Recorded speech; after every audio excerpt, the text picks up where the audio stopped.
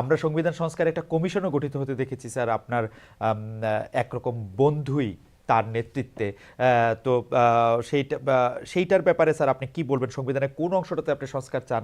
আমি আরেকটু স্যার এটার মধ্যে যুক্ত করতে চাই, আপনি বরাবরই ধর্মকে রাষ্ট্র পরিচালনার মধ্যে থেকে ব্যবহৃত যেভাবে হতে চায় সেটার বিরোধিতা করে আসছেন। ও জায়গা থেকেও যদি একটু বলে যে সংবিধানের সংস্কার যদি হয়ও, তাহলে সেইখানে আসলে রাষ্ট্রধর্ম বা ধর্মনিরপেক্ষতা এগুলি আসলে কিভাবে থাকবে? আপনাকে এখন আমি আরেকটা বইয়ের উল্লেখ করি।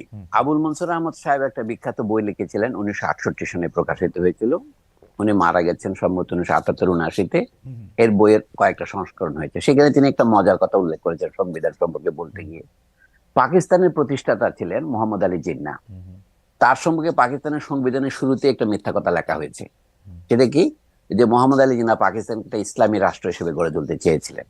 ঐতিহাসিক তথ্য হিসেবে সঠিক নয়, কারণ পাকিস্তানের গণপরিষদে মোহাম্মদ আলী জিন্নাহ 1948 সনে যে ভাষণ দিয়েছিলেন তাতে পরিষ্কার আছে পাকিস্তান একটা সেকুলার ডেমোক্রেটিক রাষ্ট্র, বা আপনি লিবারাল কথারও যোগ করতে পারেন।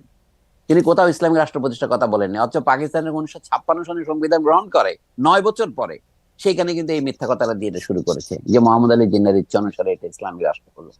একইভাবে বাংলাদেশের সংবিধান রচনার বহু আগে 1971-এর 10 এপ্রিল বাংলাদেশের স্বাধীনতার যে ঘোষণাপত্র দেওয়া হয়েছিল, সেখানে বাংলাদেশের মূল আদর্শ হবে গণতন্ত্র, ধর্মনিরপেক্ষতা, সমাজতন্ত্র ও জাতীয়তাবাদী, এই কথাগুলো লেখা ছিল ছিল না। কিন্তু 1972-এ যখন সংবিধান গৃহীত হচ্ছে তখন সেটাই মিথ্যা কথা দিয়ে শুরু করেছে যে এগুলো হচ্ছে বাংলাদেশের সংবিধান রচনার, এইগুলোর জন্য বাংলাদেশের মানুষ মুক্তিযুদ্ধ করেছে।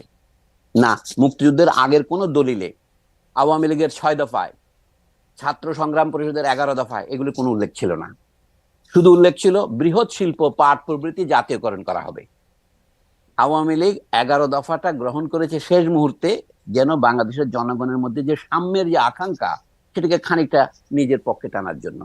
এবং 1972-এর সংবিধানের যে প্রধান ত্রুটি সেটা হচ্ছে সে মিথ্যা প্রিয়াম্বল দিয়ে সে শুরু করেছে। 71-এর 10 এপ্রিলের যে ঘোষণাপত্র সেটা হচ্ছে বাংলাদেশের মুক্তিযুদ্ধের প্রকৃত ঘোষণাপত্র। অন্যগুলো ছিল কন্টিনজেন্ট, সাময়িক কথাবার্তা। মাঠের সেনাপতিরা কি বলেছেন অথবা অন্যান্য রাজনৈতিক নেতারা তাদের স্ব গ্রামে কি বলেছেন সেটা ধর্তব্য নয়।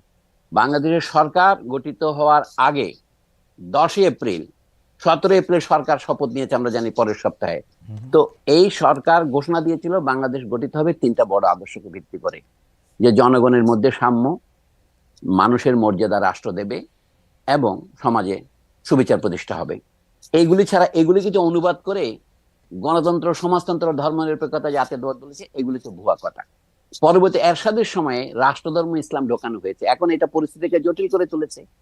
সমস্যা হচ্ছে বাংলাদেশে যদি ন্যায় বিচার প্রতিষ্ঠিত হয়, অর্থাৎ গণতান্ত্রিক শাসন ব্যবস্থা থাকে, বাকি সবগুলোর গ্যারান্টি। আবুল মনসুর আহমদ পরিষ্কার করেই বলতেন আমাদের রাষ্ট্র চিন্তাবিদদের মধ্যে একজন বড় চিন্তাবিদ কিন্তু উনি, যদিও আমরা তাকে এখন পাত্তা দিচ্ছি না। তিনি আওয়ামী লীগের প্রথম যুগের নেতা এবং এমনকি একসময় পাকিস্তানের অস্থায়ী প্রধানমন্ত্রী হয়েছিলেন। সেই ভদ্রলোক বলছেন গণতন্ত্রই হচ্ছে ধর্মের গ্যারান্টি। আমি এই জন্য বলছি যারা ভারতবর্ষে মুসলিমদের নিরাপত্তা এবং নিরাপত্তার গ্যারান্টি চান, সেইটাকেই ভারতবর্ষে ধর্মনিরপেক্ষতা বলেন, সমস্ত মুসলিম নেতারা তাই বলেন।